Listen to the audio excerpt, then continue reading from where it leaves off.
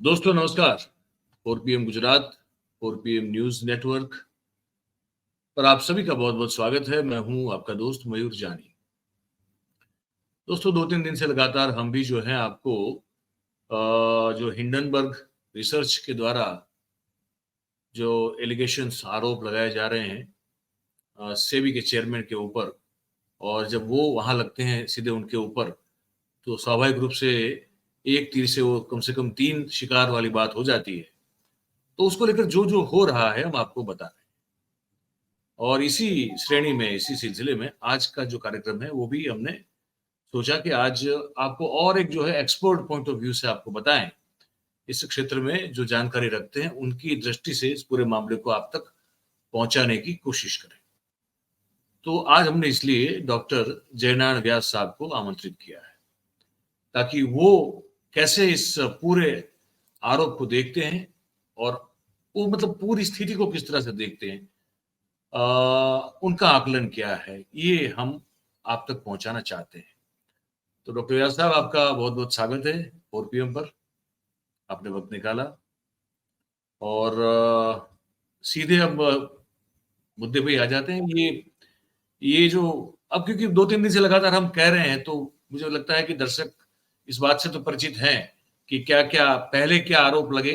मतलब पहले, मतलब ये नए वाले पहले में, फिर माधवी बूच ने जवाब दिया तो उससे और 5 सवाल उठे, जिसमें उनका और अदानी के साथ जो है वो कहीं ना कहीं हैंड इन ग्लोव्स वाला मामला है, और जो कि कॉन्फ्लिक्ट ऑफ इंटरेस्ट है, और उससे क्या क्या चीजें हो सकती है, ये इस पर चर्चाएं हो रही है। राहुल गांधी ने एक अलग से बात कर दी, देश में बहुत सारे अर्थशास्त्री भी इस पर अपनी अपनी कमेंट कर रहे हैं।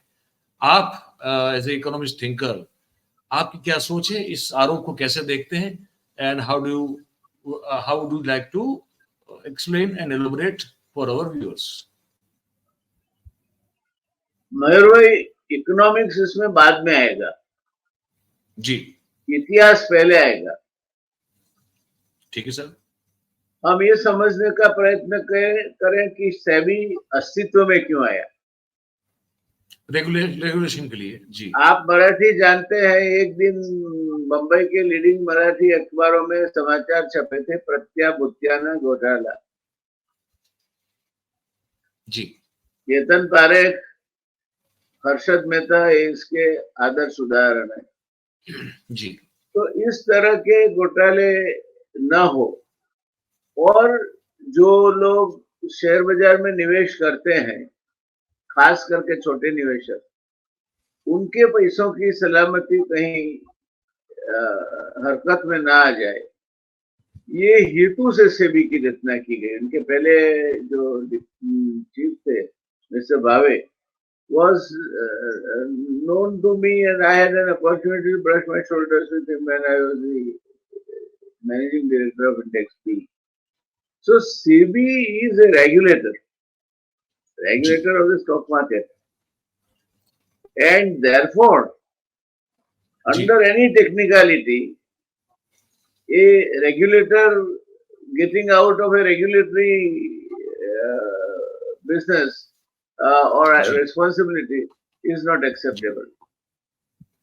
बिल्कुल ठीक है sir. Banking sector regulator is Reserve Bank of India. Now tomorrow, for some reason, Reserve Bank of India raises its hands.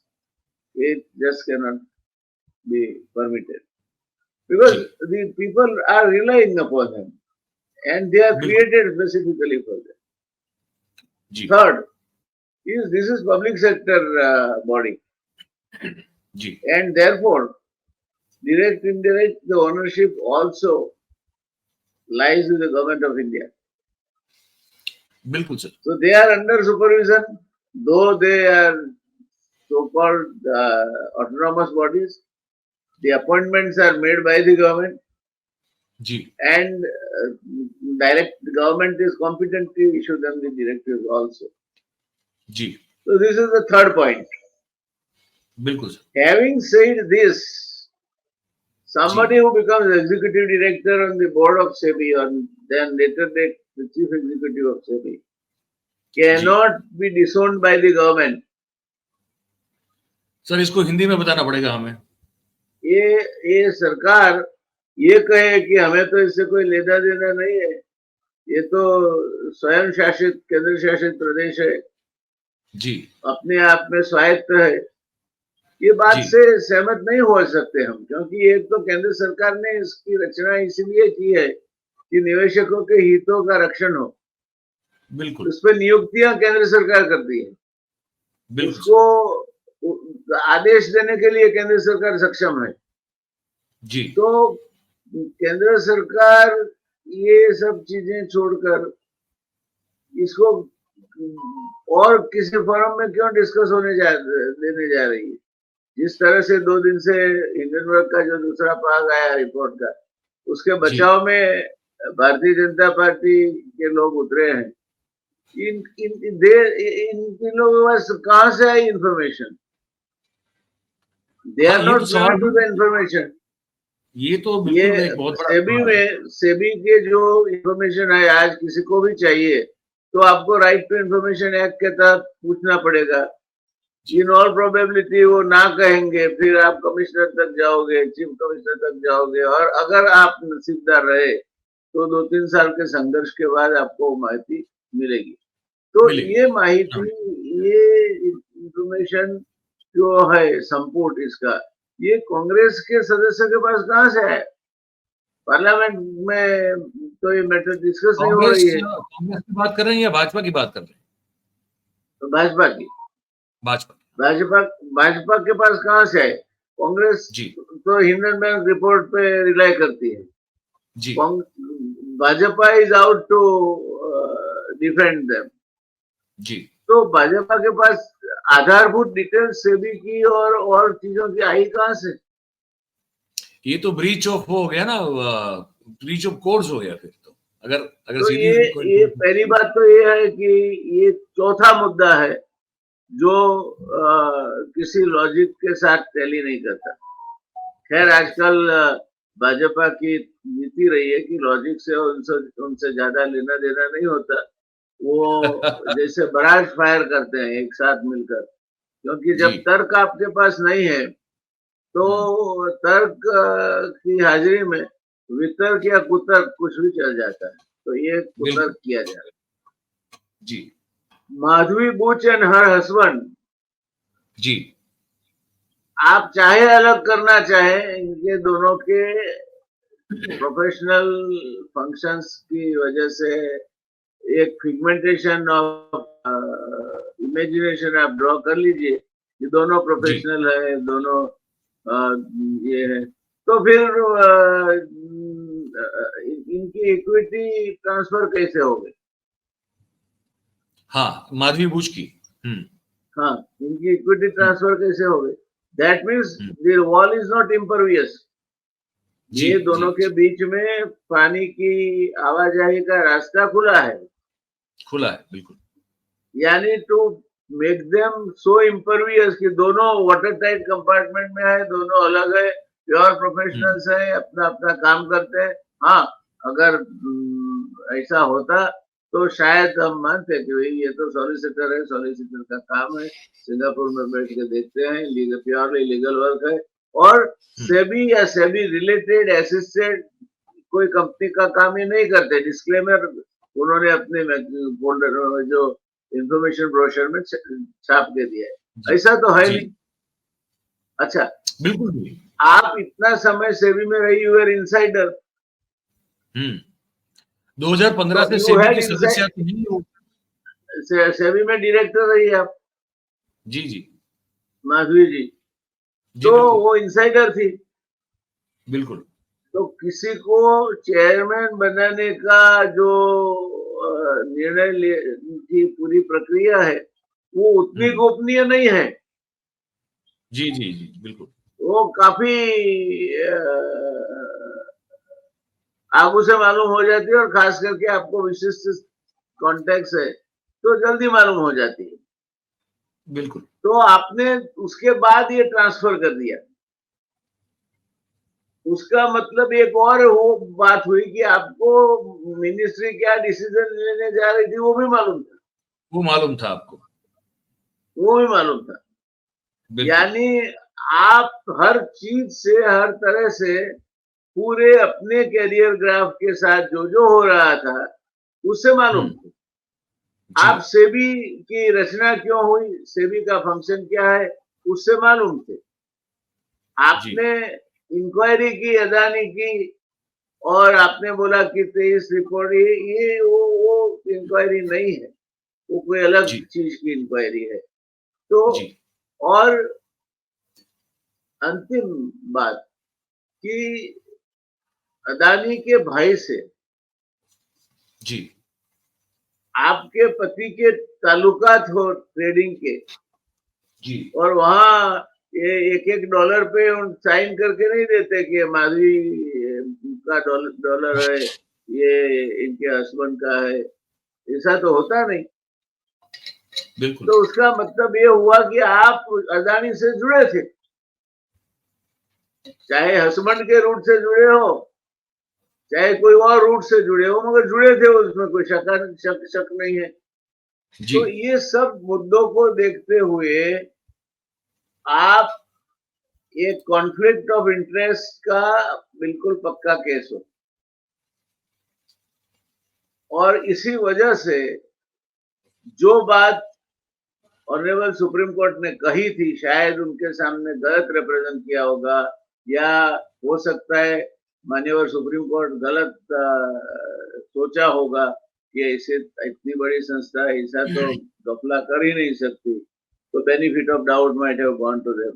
मगर जैसे अब सुप्रीम जैसे कोर्ट वो ये मुद्दे सुप्रीम कोर्ट के सामने रखो आप, तो will they be able to absolve them of all these responsibilities? The answer doesn't seem to be yes. With my limited legal knowledge, the answer doesn't seem to be yes. એટલે जो काम करना था हुआ, उसमें पहली बात तो ये अब मैं आता हूँ भारत की सरकार के कनेक्शन पे। इसको जी फॉर्म भारत सरकार ने किया, डायरेक्टर्स भारत सरकार अपॉइंट करती है, चेयरमैन भारत सरकार अपॉइंट करती है, डायरेक्टिव्स भारत सरकार अपॉइंट करती है। तो आप कहो ना कहो, एक आपने फिक्शन बना रखा है कि अलग ऑर्गेनाइजेशन है। जैसे हमारे राज्य सरकार के जीआईडीसी जैसे निगम है, तो स्वायत्त है वो। जब स्वायत्त बनाना है स्वायत्त है, और नहीं बनाना है तो एमडी की ऑफिस, सेक्रेटरी की ऑफिस से पहुंच जाए तो चीफ इंजीनियर का ट्रांसफर हो सकता है, या किसी बिल्कुल को पानी की स्कीम सचिन की बेच दी सकती है, या किसी को बड़ा प्लॉट बेचना है कंसेशनल रेट से बेच सकते हो। तो ये फिक्शन क्यों आप क्रिएट करते हो? ओन अप द रिस्पॉन्सिबिलिटी कि नहीं, सेबी हमारी संस्था है, कल उठ के रिजर्व बैंक ऑफ इंडिया में कुछ घोटाला हुआ तो क्या ये कहोगे कि रिजर्व बैंक ऑफ इंडिया तो स्वायत्त संस्था है, भारत सरकार को उससे कोई लेना देना नहीं? अरे ये is regulator of your economy. Similarly ये जो ऑर्गेनाइजेशन है, जो रेगुलेटर है, आपका खुद का एस्टेब्लिश किया हुआ रेगुलेटर, आपने डेलीगेट किए पावर उसको। मैं वो काम करने के लिए सक्षम नहीं था क्योंकि मेरे हाथ पूरे भरे हुए थे। तो मैंने किसी को, आप बोला मयूर भाई आप ये देखोगे, आपको सत्ताएं दे दी गई, तो उससे आप अलग थोड़े हो जाते हैं ना, आप रहते तो हैं मेरे प्रतिनिधि। तो भारत सरकार की ये बात की सेबी से पूछेंगे, और सेबी ये मैं with all due respect for the honourable Reserve Bank of India and justice Chandrachud, it doesn't explain to me कि सेबी ही इसका पूरा इन्वेस्टिगेशन करे, जिसके सामने फिंगर पॉइंट हो रही थी। तो बहुत सही बात it would have been better अगर सुप्रीम कोर्ट ने इस मामले में जेपीसी को मामला सौंप दिया होता, या तो सुप्रीम कोर्ट के कोई सिटिंग जज का कमीशन बना के उनके हवाले रखा होता, it would have been better. क्योंकि you know the justice should not only be pure, it must appear to be delivered. Justice हुआ है, न्याय हुआ है, न्याय की प्रक्रिया ठीक से हुई है, पारदर्शिता होनी चाहिए और क्रेडिबिलिटी होनी चाहिए, इसमें दोनों चीजों की कमी। तो आज अभी तक हम जो माधवी भूता प्रकरण में आए, तो अभी ये 2 दिन पहले की बात पे आ जाते हैं। जी। तो ये बातों में आपको अगर कोई शक है कि माधवी भूता, भारत सरकार, सेबी और अदानी सब कहीं न कहीं सबके तार जुड़ते हैं। जी। उसमें से एक भी ऐसा वो नहीं है एंटिटी जिसके तार कहीं न कहीं जुड़ते ना हो। भारत सरकार का पैरेंटल रिस्पॉन्सिबिलिटी है, सेबी का स्टैट्यूटरी रिस्पॉन्सिबिलिटी है, डेलीगेटेड पावर्स की वजह से रिस्पॉन्सिबिलिटी है। अदानी के भाई के साथ श्रीमान भूता जी डील बूच करते बूच हैं, बूच बूच। जी। हाँ, माधवी भूता बूच। अभी ये multiple surnames are creating problem. तो माधवी पुरी बूच। पूरी, माधवी हाँ पुरी। हाँ हाँ, thank you for correcting me, I mean my apologies. तो ये नहीं कह सकते कि नहीं ये इनके अदानी के भाई नहीं है, ये इनके हस्बैंड नहीं है। तो आप देखिए पूरा सर्किट जुड़ा हुआ है। सर्किट में एक नोड भी ऐसा नहीं है जहाँ कि एक स्विच रखने का बाकी हो। जैसे वो बॉम्ब रखते हैं तो उसमें सर्किट में एक एक नोड खाली रखते हैं जो अप्रोप्रिएट टाइम पे ही जोड़ा जाता है, तब बॉम्ब ब्लास्ट होता है। यहाँ तो बॉम्ब ब्लास्ट होने की पूरी संभावना के साथ ही ये असेंबल किया गया है। तो बॉम्ब ब्लास्ट तो होना ही था, वो हो गया। अब कौन इसको एग्जामिन करे? बात कहते हैं कि ये तो भारत के विरोधी, भारत के बाहर सब है, भारत की इकोनॉमिक की स्टेबिलिटी। अरे मैं उस पर आ इकोनॉमिक रहा हूँ। स्टेबिलिटी की बात आप करते हो, कौन सी मैं स्टेबिलिटी? उस मुद्दे पर व्यास साहब मैं अलग से आ रहा हूँ। उस पर थोड़ा अलग से खुल के बात करनी है। कि ये जी, पहले ये वाला जो आरोप वाला जो है मामला हम लोग पूरी तरह से एक्सप्लेन कर लें, फिर वो पॉलिटिकल एंगल पे जाएंगे। ओके। तो ये चीजों को देखते हुए SEBI cannot inquire now. SEBI इस मुद्दे में तपास करे और कुछ भी करे। सेबी तो अभी now they are one of the accused possibly. Supreme Court को सुओ मोटो क्यों नहीं, अगर मेरी कहीं ना कहीं ओवरसाइट हो गई है तो I can always call it supreme court is supreme, all the papers back and say we'll like to look at it again in light of the new development. तो दूसरा रास्ता है सुओ मोटो करने का, सुओ मोटो करके proper directive देने का, वो सुप्रीम कोर्ट कर सकती है। और तीसरा रास्ता है जेपीसी के जरिए इसका पूरा इन्वेस्टिगेशन करने का। अब ये तीन में से एक भी रास्ते इनको मंजूर नहीं है। हाँ क्योंकि तीनों में तकलीफ है। जी। तो ये और परिस्थिति है। और क्या आपको लगता है व्यास साहब कि केंद्र सरकार को और रिजर्व बैंक को, मतलब, और ये जो अभी चेयरपर्सन है माधवी पुरी बुच, उनको तत्काल प्रभाव से उनको अपने पद से निकाल कर बाहर बैठा देना चाहिए कि अब वो है, वो कम उंगली से उठी है, कम बैठ जाइए। कम आपका से अभी यहाँ कम ये सस्पिशियस डीलिंग जो है उसके मद्देनजर the minimum she should have been done if she was not to be sacked, the minimum she should have been done was that she should have been suspended. जो चंदा कोचर के किस्से में किया है इन्होंने, किया, बिल्कुल किया होगा। आप देखिए चंदा कोचर के पति भी इसी कंसल्टेंसी कुछ किया करते, बिल्कुल बिल्कुल समझे? तो चंदा कोचर के केस में जो किया वो एक्शन और ये एक्शन अलग कैसे हो सकती है? सरकार में कोई भी कर्मचारी is possibly doubtful about some financial misconduct or moral misconduct, the first thing, so that he doesn't वो अपने कागजात के साथ चेड़ा ना करे, इसलिए उसको फौरन सस्पेंड करके वहां से दूर किया जाता है। जी। आप तो इनको वहां रख रहे हो ताकि बाकी भी जो लिपापोती करनी हो तो उसमें कोई तकलीफ ना हो। तो बात सही जो है। कोड ऑफ कंडक्ट है, जो न्यूएंसेस है, जो सेट नॉर्म्स है, आप केतन पारेख वर्सेस सेबी देखिए, आप तो सहारा श्री वर्सेस सेबी देखिए, आप चंदा कोचर वर्सेस आईसीआईसीआई देखिए। तो हर किस्से में SEBI has come down heavily, जी, और आना ही चाहिए। मैं इसमें सेबी अगर सख्ताई बरतती है तो उसका समर्थक हूं, क्योंकि छोटे छोटे लोगों के पैसे हैं और ये 31,000 करोड़ रुपए का मामला है, छोटा कम मामला नहीं है। शेयर बिल्कुल। बाजार ऊपर जाता है, गिरता है, ऊपर जाता है, रोलर कोस्टर चलता ही रहता है। फिर अभी 2 दिन से फिर roller coaster is in motion.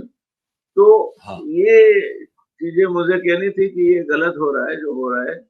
3 में से एक संस्था इसका इन्वेस्टिगेशन करनी चाहिए। हिंडनबर्ग सही है या नहीं है वो आप अभी छोड़िए,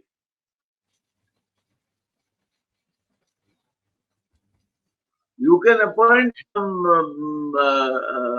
solicitors or professors from Harvard or Cornell and get separately Hindenburg's conduct examined. मगर हिंडनबर्ग सही नहीं है ये कहना गलत है, क्योंकि अगर हिंडनबर्ग सही नहीं होता तो माधवी जी एग्जीक्यूटिव डायरेक्टर से चेयरमैन बनी, उसके पहले इक्विटी ट्रांसफर नहीं हो जाती। बिल्कुल सही बात। अगर हिंडनबर्ग सही नहीं होता तो offshore transactions of Adani and mister बूटा, इनके जो हस्बैंड है धवल बूथ साहब जी, बूथ साहब, हाँ बूथ, वो नहीं होते। तो हिंडनबर्ग सही नहीं है कहना इन इटसेल्फ इज रॉन्ग। जी, हिंडनबर्ग कम से कम अपैरेंटली, जिसको हम फर्स्ट एग्जामिनेशन बोले, तो फर्स्ट एग्जामिनेशन में Hindenburg may be a crook, but the transaction speak for themselves. तो ये कोई क्राइम का कार्डिनल थियरी है that any criminal leaves the trail of crime behind. मैं कल एक छोटी सी बीच में बात बता दूं, मैं कल बहुत ही एक जगह रुका चाय पीने के लिए, तो और ये सच बता रहा हूँ बिल्कुल आपको, एज इट इज बता रहा हूँ। और वहाँ चाय लोग पी रहे थे और ये चर्चा चल रही थी हिंडनबर्ग की और ये सब, तो मुझे लगा ये अच्छा, ये भी चर्चा यहाँ पे होती है क्या? तो मैं ऐसे ही खड़ा रहा, पूछा जो बात, एक भाई साहब कुछ कह रहे थे, मैंने कहा यार आपको कैसे पता कि हिंडनबर्ग सही होगा? तो उसने बड़ा विचित्र लॉजिक दिया, बोले ये सब कहते हैं ना कि हिंडनबर्ग चोर है, तो बोले चोर ही दूसरे चोर को पहचान सकता है, इसलिए वो सही है। मयूर भाई, we need not go to that extreme. The proofs नहीं, उसने मुझे ये themselves कहा, are तो such. मतलब हमने हमसे शेयरिंग हमने आपको जितने मुद्दे दिए, वो मुद्दे में आप एक को भी कंटेस्ट करिए, हाँ, एक भी नहीं होगा। अब मुझे बड़ी हंसी आई। ये जो इतने ठोस पुरावे आपके पास है, फिर आप क्यों हिंडनबर्ग को गलत ठहराने निकले हो, इंडियन इकोनॉमी की दुहाई दे रहे हो और भारत के शत्रुओं की बात कर रहे हो? पहले अब अच्छा, अब कम आ क्लीन जाते हैं ऑन दिस। पॉलिटिकल एंगल पे आ जाते हैं अभी इस पूरे मामले का। राहुल गांधी ने इसको बड़े अग्रेसिवली काफी अरसे से ले रहे हैं। अब एक दिन पहले भी उन्होंने एक वीडियो जारी किया और स्मॉल जो इन्वेस्टर्स है, रिटेल इन्वेस्टर है, उनके लिए रेड फ्लैग दिखाया कि आप ध्यान रखिएगा, ये आपके हित में कुछ होता हुआ नजर नहीं आ रहा है। और भारतीय जनता पार्टी टूट पड़ी कि ये देश के अर्थतंत्र को विदेशी ताकतों के साथ मिलकर डिस्टेबिलाइज करना चाहते हैं। और इसमें फिर से जॉर्ज सोरोस का भी नाम आ गया। और ये सब जो है, तो सरकार तो कुछ कह नहीं रही इसमें। सरकार की ओर से किसी जिम्मेदार व्यक्ति का कोई इसमें नियोजन आज तक मैंने नहीं देखा, ना सुना। भारतीय जनता पार्टी इतना उछल कूद के इस मामले में क्यों पड़ रही है, जबकि वो एक पॉलिटिकल पार्टी है। हाँ, उसकी सरकार जरूर चल रही है, लेकिन वो एक पॉलिटिकल पार्टी है। उसके प्रवक्ता, उसके नेता इसमें क्यों कूद पड़ रहे हैं? और अगर अगर दूसरी बात, व्यास साहब, कि भारतीय जनता पार्टी ने जब वो सत्ता में नहीं थी, तो सत्ता में आने के लिए जो 2010 या 11 या 12 तक वो अन्ना का आंदोलन हो या विनोद राय के द्वारा तथाकथित घोटाले घोषित करने की प्रक्रिया हो या बहुत सारे आंदोलन, तो क्या वो उस समय की सरकार को उछलाने की, पलटाने की, डिस्टेबलाइज करने की कोशिश नहीं करते थे क्या? तो कोई भी जो पॉलिटिकल पार्टी होती है, ये वो ऐड आती थी मयूर भाई, आपने देखी होगी जी, कि तेरी कमीज मेरी कमीज से सफेद कमी क्यों? से सफेद कैसे? तो ये सवाल ये है कि मैंने जो किया वो जी, तो ठीक था। भगवान सब ठीक करते हैं। वो जब कुछ भी करते हैं, अब ईश्वर से जुड़ा हुआ दाखला नहीं दूंगा मैं, मगर वो जो भी करते हैं वो इनकी लीला है। और कोई हाथ चलाकी करता है तो हाथ चलाकी, फर्क इतना है। जी, तो ये पहली बात तो ये कि neither Ravishankar Prasad nor any one of else they are authorised to reply. बिल्कुल। अगर देना है जवाब तो पार्लियामेंट के फ्लोर पे दो ना, so that it is binding upon you, you can बिल्कुल। Be grilled on that. वो नहीं जी, करना है। They want to take all the advantages privileges जितने भी है एज एमपी, वो उनको उसके तरह शेल्टर लेना है, मगर पार्लियामेंट के फ्लोर पे डिस्कस इशू नहीं करना है, ताकि बाइंडिंग अपॉन उसका कोई दायित्व न बने। दायित्व तो नहीं, ये जिम्मेदारी ना। एक एडिशनल मुद्दा आप ऐड कर लीजिए। अब बिल्कुल। आपकी इकोनॉमी की बात रही, तो भारत की इकोनॉमी तो सर्वश्रेष्ठ इकोनॉमी है, सर्वश्रेष्ठ इकोनॉमी। हम 5वें नंबर पे है, चौथे पे है, तीसरे पे, वो तकरार में ना पड़े। हम 1 जी, नंबर पे है, जी, मगर प्रति व्यक्ति आय जो है उसमें 142nd नंबर पे। जी, तो ये एक तो बूमिंग इकोनॉमी का पहला एग्जाम्पल। बेरोजगारी, the employment elasticity index has almost reached 0। तो कितना भी अब नया निवेश लगाओ, एम्प्लॉयमेंट नहीं बढ़ेगा। So you have a huge problem of unemployment. Third, ji, unequal distribution of wealth. Fourth, the power a selected few in this country will।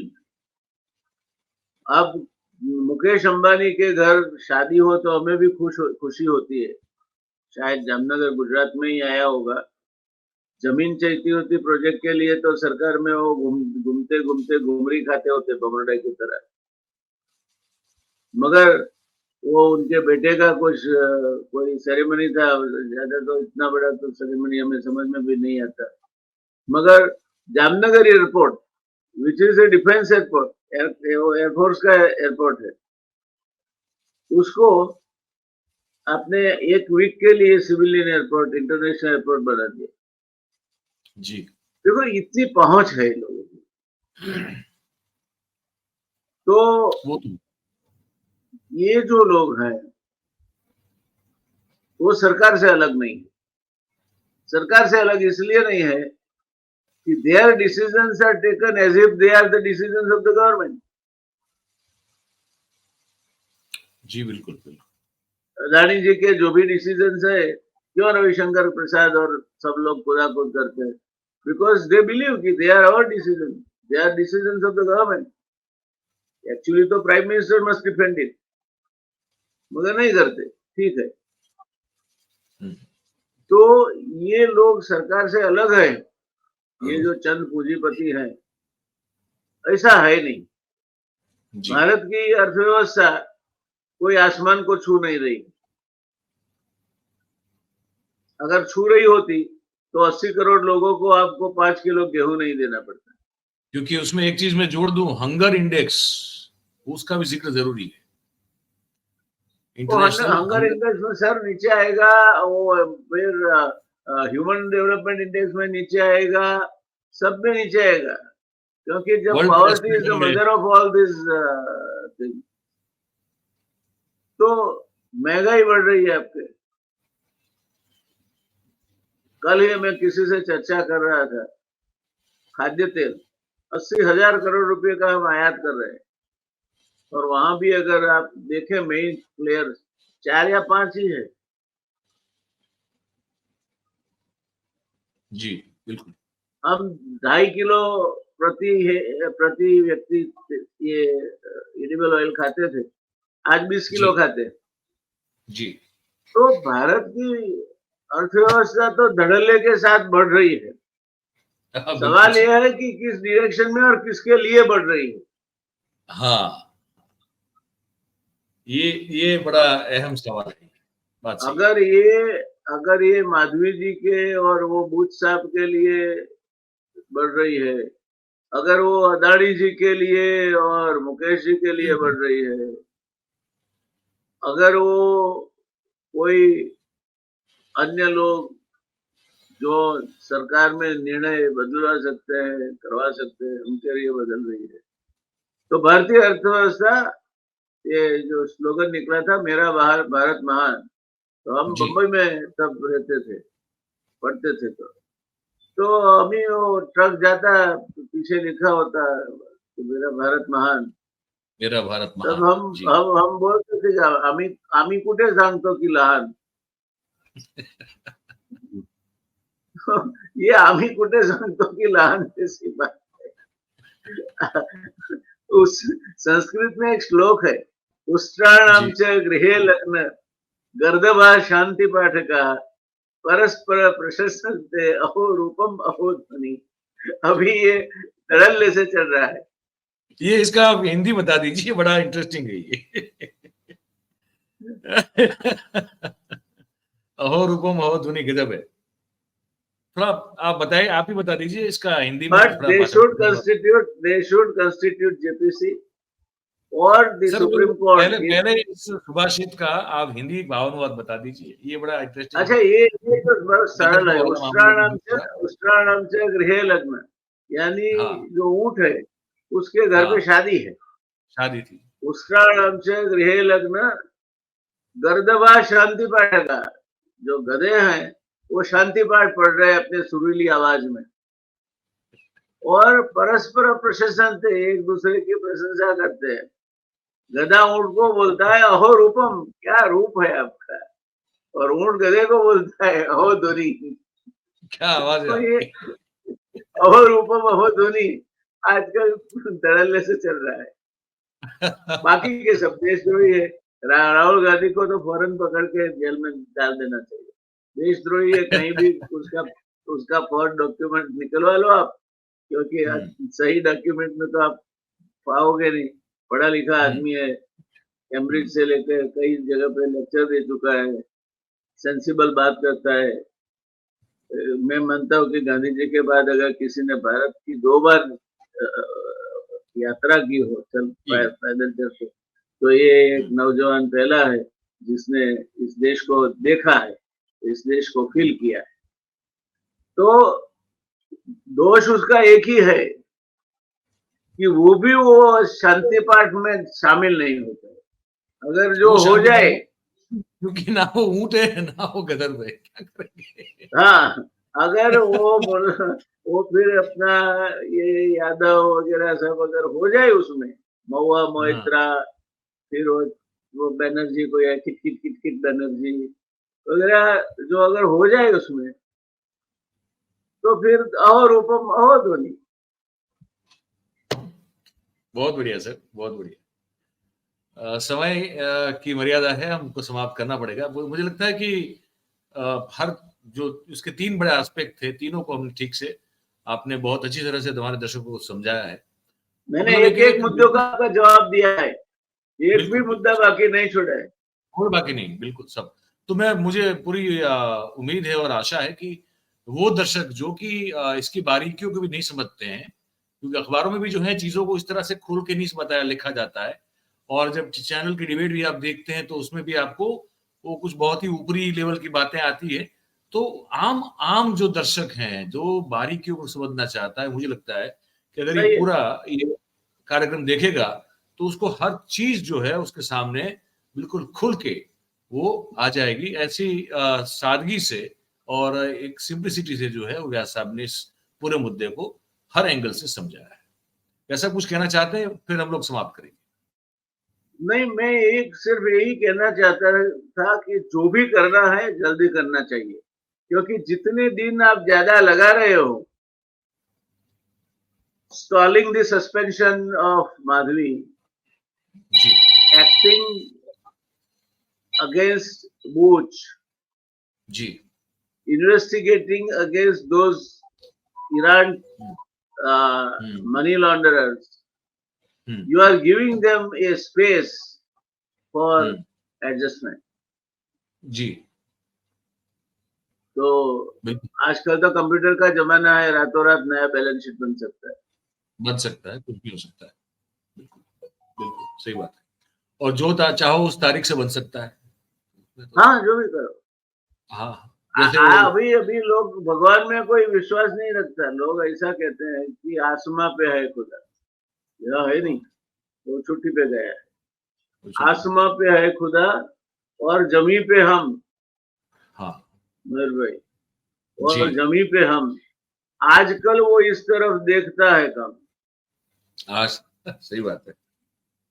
चाहे कुछ भी कीजिए, रोकता नहीं, चाहे कितना भी अबजों खरबों खरबों का घोटाला कर लीजिए, रोकता नहीं। वो जो खुदा है कभी आसमान में होता है, कभी दिल्ली में होता है, मगर रोकता नहीं। जान किसकी लीजिए, टोकता नहीं, किसी को टोकता नहीं। ज्यादा से ज्यादा पार्लियामेंट छोड़ के चला जाता है। आदमी है अनगिनत, देवता है कम, आसमां पे है खुदा और जमीन पे हम। ये बात है, क्या बात। और finally passing remark, it is predicted by NASA that with 72% accuracy an asteroid is likely to strike the earth by 2029. We wish, pray, we fold hands that it doesn't happen. मगर अगर हो गया सर, तो ये 4 साल के लिए क्यों हम मशक्कत कर रहे हैं? 4 साल के बाद तो ये मिट्टी सभी की कहानी कहेगी, न राजा रहेगा न रानी रहेगी। मतलब कि मैं अपने हिंदी दर्शकों को समझा दूं कि नासा का एक प्रेडिक्शन है, जिसमें उसके सच होने की संभावना 72% है, और वो एक प्रेडिक्शन ये है कि 2029 में एक धूमकेतु या तो एक एस्ट्रॉइड जिसे कहते हैं, वो हमारी पृथ्वी से आके टकराएगा। तो यह सब कह रहे हैं कि वो टकराने वाला है 4 साल में, तो फिर जो हो सो हो, ठीक है। 4 साल तो वैसे इंक्वायरी में भी लग जाएंगे। हाँ, 4 साल इंक्वायरी में लग जाएगी, ये भी सही है। तो तब तक नहीं, वो सर वो ठीक है, वो धूमकेतु को नाचो आज गाओ खुशी के गीत। आज किसी की हार हुई है और किसी की, ये नहीं चलेगा। जो जिसको आके टकराना है टकराए, लेकिन क्यों तंग करते हो बेचारे लोगों को? सर ये तो करना पड़ेगा, इसको तो छोड़ नहीं सकते। जो है वो जब टकराएगा देख लेंगे, कोई बात नहीं, ठीक है। जो हमसे टकराएगा, हाँ, जो है वो जो भी होगा वो ठीक है, पर ये बात करना जरूरी है। आज हमने काफी आप काफी नॉलेज पाने का अवसर देते हैं हमेशा, क्योंकि आपके प्रश्न ऐसे पहने होते हैं कि बिना तैयारी करे अगर आपके सामने अगर हाजिर हुए तो वो मरने का धंधा होता है। अरे सर, आप थैंक यू, अब मजा क्या, आया। अब देखिए हमको आप चने के जाल पे मत चढ़ाइएगा। अब ठीक है, हो गई। तो धन्यवाद। मैं धन्यवाद करता हूँ आपका, आपने वक्त निकाला और जो बात कही आपने वो बहुत बहुत ही जी जरूरी थी और बड़ी सिंपल वे जी में आपने बता दी। जी। बहुत बहुत धन्यवाद सर, बहुत बहुत धन्यवाद। तो दोस्तों, ये आपने देखा, ये बातचीत 40 मिनट की हुई है लेकिन जरूरी थी, और हमने कोशिश की है कि इसको बहुत ज्यादा बोरिंग ना बनाए। इसमें हम जो है वो आपको थोड़ा हल्का फुल्का व्यंग कटाक्ष सटायर जो है वो भी आपको मिलता रहे, पर आपको बात भी समझ में आ जाए, ये पूरी कोशिश हमारी इस चर्चा में रही है। तो अब आपकी बारी है, आपको ये बातचीत कैसी लगी, क्या क्या आपको जानकारी मिली, आपको क्या मन में सोच विचार आए, वो आप हमको लिख के ये कमेंट बॉक्स में हमको बताइए। और अगर ये कार्यक्रम, ये बातचीत, ये साक्षात्कार आपको अच्छा लगा हो तो फिर आप इस वीडियो को लाइक कीजिएगा। इस वीडियो की लिंक जो है उसको हो सके उतना शेयर कीजिए, ताकि ये बातचीत और लोगों तक पहुंच सके आप सबके सहयोग से और समर्थन से। और अंत में हमेशा कहते हैं, आज भी कह रहे हैं कि हमारा जो चैनल है 4PM गुजरात, तो आप उसको सब्सक्राइब करें, अगर अब तक नहीं किया है तो जरूर से कर लें, और अपने आसपास के लोगों से भी करवा लें। परिवार हमारा बढ़ता जाएगा। बहुत बहुत धन्यवाद करेंगे आप सभी का हमारे साथ इस कार्यक्रम में जुड़ने के लिए। ऐसे ही जुड़ते रहिए। Thank you very much. नमस्कार।